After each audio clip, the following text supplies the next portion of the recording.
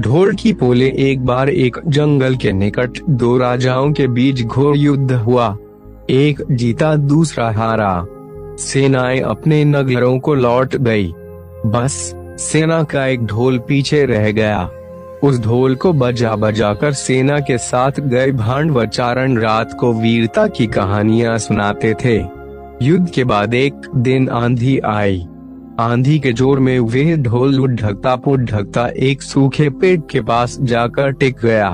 उस पेड़ की सूखी टहनियां ढोल से इस तरह से सट गई थी कि तेज हवा चलते ही ढोल पर टकरा जाती थी और ढमाढम की गुंजायमान आवाज होती। एक सियार उस क्षेत्र में घूमता था। उसने ढोल की आवाज सुनी। वह बड़ा भयभीत हुआ। ऐसी अजीब आवाज बोलते पहले उसने किसी जानवर को नहीं सुना था। वह सोचने लगा कि यह कैसा जानवर है जो ऐसी जोरदार बोली बोलता है ढमाढम। सियार छिपकर ढोल को देखता रहता, यह जानने के लिए कि यह जीव उड़ने वाला है या चार टांगों पर दौड़ने वाला। एक दिन सियार झाड़ी के पीछे छुपकर ढोल पर नजर रखे था। तभी पेड़ से नीचे उतरती हुई एक गिलहरी कूदकर ढोल पर उतरी। हल्की सी ढम की आवाज भी हुई। गिलहरी ढोल पर बैठी डालना उतरती रही। सियार बड़बड़ाया, ओह, तो यह कोई हिंसक जीव नहीं है, मुझे भी डरना नहीं चाहिए। सियार फूंक फूंक कर कदम रखता ढोल के निकट गया। उसे सूंघा। ढोल का उसे न कहीं सिर नजर आया और न पैर। तभी हवा के झुंके से टहनियां ढोल से टकराईं। ढम की आवाज हुई और सियार उछलकर पीछे जा गिरा। अब समझ आया। सियार उड़ने की कोशिश करता हुआ बोला, यह तो बाहर का खोल है, जीव इस खोल के अंदर है। आवाज बता रही है कि जो कोई जीव इस खोल के भीतर रहता है वह मोटा ताजा होना चाहिए, चर्बी से भरा शरीर।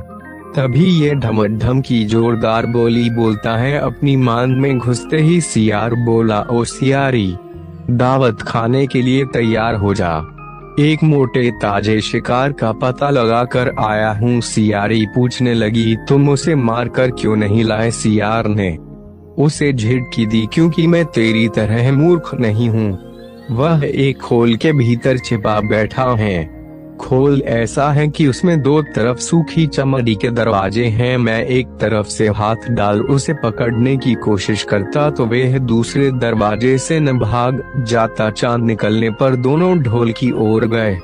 जब वह निकट पहुंच ही रहे थे कि फिर हवा से टहनियां ढोल पर टकराई और ढम ढम की आवाज निकली। सियार सियारी के कान में बोला, सुननी उसकी आवाज? जरा सोच, जिसकी आवाज ऐसी गहरी है वह खुद कितना मोटा ताजा होगा। दोनों ढोल को सीधा कर उसके दोनों ओर बैठे और लगे दांतों से ढोल के दोनों चमड़ी वाले भाग के किनारे फाड़ने।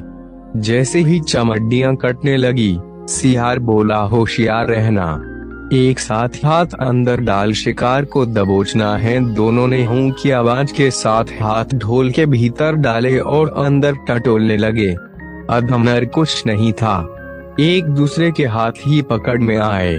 दोनों चिल्लाए हैं, यहाँ तो कुछ नहीं है, और वे माथा पीट कर रह गए। शेर मूड। यदि आप इस कहानी को YouTube से देख रहे हो तो चैनल को सब्सक्राइब और लाइक करो। फेसबुक पर देख रहे हैं तो पेज को फॉलो करो।